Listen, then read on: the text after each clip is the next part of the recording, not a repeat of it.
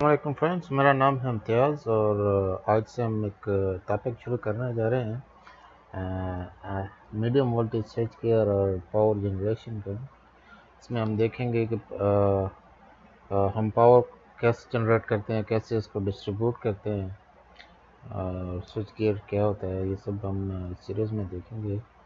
तो यह हमारे पास जो सीरीज़ वन है, हम एक पहली जो सीरीज़ शुरू कर रहे हैं, इसमें हम सिर्फ जो है वो स्कीमेटिक्स डायग्राम देखेंगे। टोटल इसमें इस सीरीज़ में आठ एपिसोड्स होंगे। एपिसोड वन और टू जो वो बेसिक इंट्रोडक्शन करेंगे हम पावर प्लांट का और पावर जनरेशन का, यानी हम सिस्टम को समझने की कोशिश करेंगे, पावर जनरेट कैसे कर रहे हैं और डिस्ट्रीब्यूट कैसे करेंगे। एपिसोड 3 हमारी जो होगी वो सिंक्रोनाइजेशन और पैरेललिंग के बारे में होगी। हम सिंक्रोनाइज करेंगे जनरेटर्स को, पैरेलल करेंगे और क्यों करते हैं, इसका फ़ायदा क्या होता है, ये हम इस वीडियो नंबर एपिसोड नंबर 3 में देखेंगे। एपिसोड नंबर 4 जो है वो बस सेक्शंस के बारे में होगी। एपिसोड 5 जो है वो रिंगमैन यूनिट्स के बारे में होगी। ये रिंगमैन यूनिट्स हमें जो पावर डिस्ट्रीब्यूशन में जो ज़रूरत पड़ते हैं। इसके अलावा जो एपिसोड 6, 7 एंड 8 जो है वो पावर प्लांट को एनर्जाइज करने के बारे में होगी। तो आइए शुरू करते हैं एपिसोड 1।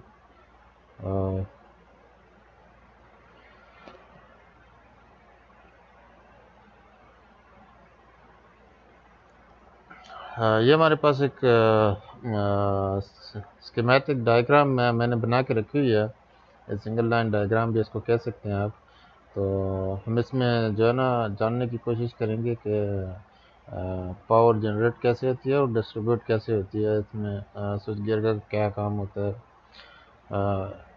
सबसे पहले ये जो आप देख रहे हैं ये जनरेटर है जिसके अंदर जी लिखा है। ये जनरेटर है 725 किलो वाट का।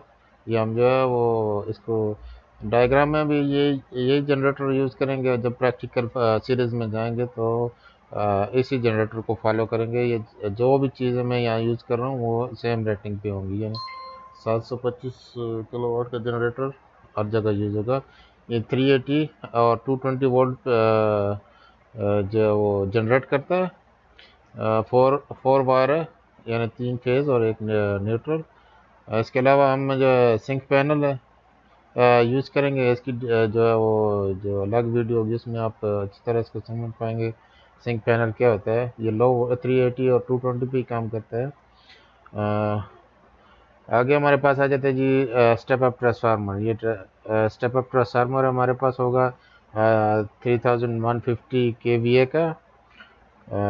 ये जो ट्रांसफार्मर है वो 380 वोल्टेज को 13.8 किलो वोल्ट में स्टेप अप करेगा, यानी 380 को 13.8 kV में स्टेप अप करेगा। इसके बाद आगे हमारे पास आ जाएगा जी स्विच गियर। ये स्विच गियर हमारे पास यहाँ से यहाँ तक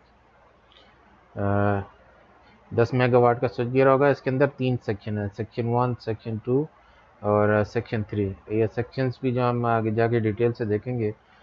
इसके अलावा मैं जो है वो फैक्ट्री के अंदर जो ये जो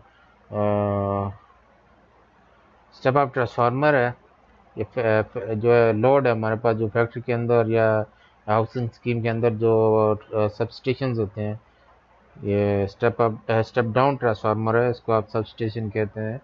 ये फैक्ट्री के अंदर या हाउसिंग स्कीम के अंदर लगा होगा। ये स्टेप डाउन ट्रांसफार्मर नंबर 1 है और ये स्टेप डाउन ट्रांसफार्मर नंबर 2, यानी सब स्टेशन नंबर 2, और ये सब स्टेशन नंबर 3। आप इसको ट्रांसफार्मर भी कह सकते हैं, स्टेप डाउन ट्रांसफार्मर भी कह सकते हैं और सब स्टेशन भी कह सकते हैं। ये जो हमारे 13.8 किलो वोल्ट होंगे उनको वापस जो 380 और 220 में जो है वो स्टेप डाउन करेगा। अब पहला जो हमारा मकसद, हम जो हमारे जो 380 वोल्टेज हैं उनको हम 13.8 किलो वोल्ट में क्यों स्टेप अप करते हैं, इसका हमें फ़ायदा क्या है और हम इसको क्यों स्टेप अप करते हैं, हम 380 को डायरेक्ट जो है वो फैक्ट्री तक क्यों नहीं लेके जा रहे, या आप पूरी हाउसिंग स्कीम को पावर प्लांट से 380 क्यों नहीं लेके आ रहे। तो इसकी चंद वजूहत हैं। पहली वजह यह है कि जब हम 380 को डिस्ट्रीब्यूट करेंगे तो ये हम दूर जाने तक ये 380 वोल्टेज जो है वो ड्रॉप होने शुरू हो जाएंगे। केबल रेजिस्टेंस और लोड की रेजिस्टेंस की वजह से हमारे पास जो है वो 380 जो वोल्टेज वो ड्रॉप होना शुरू हो जाएंगे। तो जो हमें 380 या 220 वोल्ट लोड तक चाहिए फैक्ट्री के अंदर या घरों के अंदर तक जो चाहिए, वो हमें पूरे वोल्टेज नहीं मिलेंगे। तो पहली जो वजह है वोल्टेज को बढ़ाने की वो ये है। दूसरी वजह वो जो आम वजह यही है वोल्टेज को बढ़ाने की, जब हम 380 वोल्टेज को फैक्ट्री तक डायरेक्ट लेके जाएंगे तो हमें बहुत बड़ी साइज़ की केबल्स चाहिए होंगी। मिसाल के तौर पर अगर हम ये मीडियम वोल्टेज के लिए 13.8 के लिए हमने ये केबल डाल रखी है, तो ये हमारे पास होगी मैक्सिमम 300 3 कोर 300, यानी L1 L2 L3 ये 300 की हम यूज़ कर रहे हैं। तो जब हमें ये 13.8 वोल्टेज के लिए 13.8 किलो वोल्ट के लिए जब हम यही 380 फैक्ट्री तक लेके जाएंगे वोल्टेज के बाद हमें केबल बहुत ज़्यादा और बहुत बड़ी चाहिए। मिसाल के तौर पे ये 300 mm की हमें 5 से 6 केबलें चाहिए। तो हम इसका जो हमें इस एरिया का करंट है उसको जो है उसके मुताबिक हम जो है वो सिस्टम को चला सकते हैं। यानी अगर हम एक 300 mm की केबल डायरेक्ट पावर स्टेशन से यहाँ तक फैक्ट्री तक या घरों तक लेके आते हैं सब स्टेशन तक, तो हमारा जो करंट होगा बहुत ज़्यादा होगा और हमारी केबल जो है वो हीट अप होगी, बार बार फॉल्ट आएंगे, ज्वाइंट अगर हैं तो ज्वाइंट जो है वो जल जाएंगे। तो ये हम वोल्टेज को क्यों बढ़ाते हैं, जब हम वोल्टेज बढ़ाते हैं तो हमारा करंट कम हो जाता है। जो हमें सबसे बड़ा इस वोल्टेज को बढ़ाने का फ़ायदा होता है, जब हम वोल्टेज को बढ़ाएंगे तो हमें हमारा जो करंट कम हो जाएगा, और करंट जब कम होगा तो हमें बड़े साइज़ की केबल डालने की ज़रूरत नहीं पड़ेगी। यहाँ पर अगर हम 380 को लेके जाएंगे तो हमें बड़े साइज़ की केबल चाहिए होगी, क्योंकि करंट हमारे पास बहुत ज़्यादा होगा। तो हमें बहुत बड़ी केबलें खींच के लेके जानी पड़ेंगी। इसके लिए हम वोल्टेज को बढ़ाते हैं और हमारे पास करंट कम हो जाता है। करंट कम होता है तो हमें बड़े साइज़ की केबल नहीं चाहिए होती है, छोटे साइज़ की केबल पे भी हम सिस्टम को चला सकते हैं। मिसाल के तौर पे हमारा यहाँ पे लोड जो है वो ये जो सबस्टेशन है, ये हमें इसका जो जो लोड है वो 40 एम्पेयर है या 38 एम्पेयर है। तो यहाँ पे लो वोल्टेज पे इसके यानी जो स्टेप डाउन होने के बाद इसके जो 380 और 220 वोल्ट पे 38 एम्पेयर है, 38 एम्पेयर है, तो वो यहाँ पे 1 एम्पेयर होगा। यहाँ पे लो वोल्टेज साइड पे 38 एम्पेयर, मीडियम वोल्टेज साइड पे यहाँ पे 1 एम्पेयर होगा। आप यानी अंदाज़ा करें यहाँ के 38 एम्पेयर, यहाँ के 1 एम्पेयर, तो हमें हमारी केबल पे कितना बड़ा इफेक्ट पड़ रहा है। जब ये 38 वोल्ट यहाँ होंगे तो हमें बड़े साइज़ की केबल चाहिए, लेकिन यहाँ पे 38 एम्पेयर है, यहाँ पे 1 एम्पेयर है, तो हमें केबल की फिक्र नहीं होगी। यही 38 एम्पेयर यहाँ पे जनरेटर के ऊपर आएंगे, ये इस केबल के ऊपर। जब तक ये हमारे लो वोल्टेज है 380, तो ये 38 एम्पेयर है। जो ही हमारे वोल्टेज यहाँ पे स्टेप अप होंगे हमारा 1 एम्पेयर हो जाएगा। एस के अंदर भी 13.8 किलो वोल्ट है, तो यहाँ पे भी 1 एम्पेयर होगा। इस केबल के अंदर भी 1 एम्पेयर होगा। जब ये स्टेप डाउन होके आगे लो वोल्टेज में जाएगा तो ये हमारा जो 1 एम्पेयर है वो बढ़कर 38 एम्पेयर में चला जाएगा। यानी जब हम वोल्टेज को बढ़ाते हैं करंट कम होता है, और जब वोल्टेज को कम करते हैं तो हमारा करंट बढ़ता है। तो आज की इस वीडियो में शुरू करते हैं जी। सबसे पहले ये मैं जनरेटर को स्टार्ट करूँगा। ये हमारे पास जनरेटर स्टार्ट हुआ, इसके साथ एक MCC ब्रेकर लगा हुआ है। ब्रेकर को मैं क्लोज़ करता हूँ। तो ब्रेकर हमारे पास क्लोज हुआ, तो ये जो जनरेटर से सिंक पैनल तक केबल जा रही है वो एनर्जाइज हो चुकी है। अब यहाँ पे जो सिंक पैनल के अंदर एक ब्रेकर लगा है, तो इसको मैं ऑन करूँगा। हमें ट्रांसफार्मर ऑन करना है। ये हमारा ब्रेकर ऑन हुआ तो हमारा जो ट्रांसफार्मर है वो भी एनर्जाइज हो जाएगा। इसमें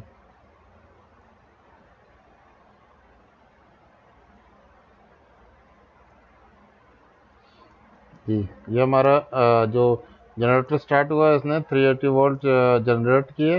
ये 3 वोल्टेज हम सिंक पैनल में लेके सिंक पैनल से आगे दिया हमने इसको ट्रांसफार्मर को, स्टेप अप ट्रांसफार्मर ने हमारे 380 वोल्टेज को 13.8 किलो वोल्ट में स्टेप अप कर दिया। जब ये हमारे 13.8 किलो वोल्ट इधर हम स्विच गियर में आ गए, स्विच गियर के इनकमिंग फीडर 3 में, इसमें मैं स्विच गियर का तारीफ कराना थोड़ा भूल गया। जो इस स्विच गियर के अंदर 3 सेक्शन है, 3 सेक्शंस में हर एक सेक्शन में 5 पैनल है।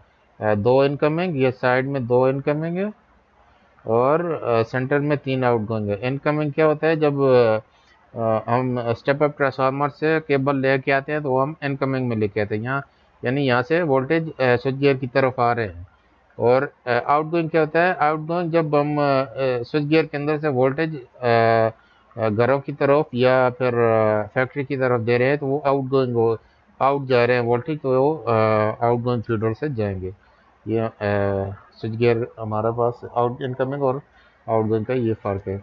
अब हमारे जो 13.8 किलो वोल्ट हैं वो सेक्शन 2 के इनकमर फीडर नंबर 3 में आके रुके हुए हैं। तो जब मैं इस वैक्यूम सर्किट ब्रेकर, यहाँ पे वैक्यूम सर्किट ब्रेकर यूज़ होगा, मीडियम वोल्टेज है, तो यहाँ पे जो हम इसको जब मैं इस ब्रेकर को क्लोज करूँगा तो हमारी जो बस सेक्शन की बस बार एनर्जाइज हो जाएगी। मैं ब्रेकर को क्लोज करता हूँ। ये ब्रेकर क्लोज हुआ तो हमारी जो बस सेक्शन की बस बार है वो एनर्जाइज होगी। ये देखें, यहाँ से यहाँ तक हमारे जो जो बस बार है वो एनर्जाइज हो गई, यानी 13.8 किलो वोल्ट यहाँ तक चल गए इस बस बार में, यहाँ से यहाँ तक आ गए। अभी यहाँ आगे क्यों नहीं बढ़ रहे, क्योंकि हमने बस कपलर या बस सेक्शन को बंद करके रखा हुआ है। ये बस सेक्शन बस कपलर क्या हुआ अगले वीडियो में हम देखेंगे। फिलहाल जो है वो हम जो है इसी सेक्शन से जो आउटगोइंग फीडर ट्रांसफार्मर नंबर 2 या सबस्टेशन नंबर 2 उसको एनर्जाइज करेंगे। तो ये इसका ब्रेकर है, मैं ब्रेकर को क्लोज करूँगा तो हमारी जो केबल सबस्टेशन नंबर 2 की तरफ जा रही है वो एनर्जाइज हो जाएगी, यानी इसके अंदर वोल्टेज 13.8 किलो वोल्ट उसके अंदर आ जाएगी। ये देखें, ये आउटगोइंग फीडर से सबस्टेशन नंबर 2 का RMU तक ये हमारे वोल्टेज आ चुके हैं। RMU हम आगे जाके डिटेल से पढ़ेंगे। ये RMU का सर्किट ब्रेकर है और इसको मैं क्लोज करूँगा। जब ये क्लोज करूँगा तो हमारा जो ट्रांसफार्मर है वो भी सॉरी सबस्टेशन है वो भी एनर्जाइज हो जाएगा।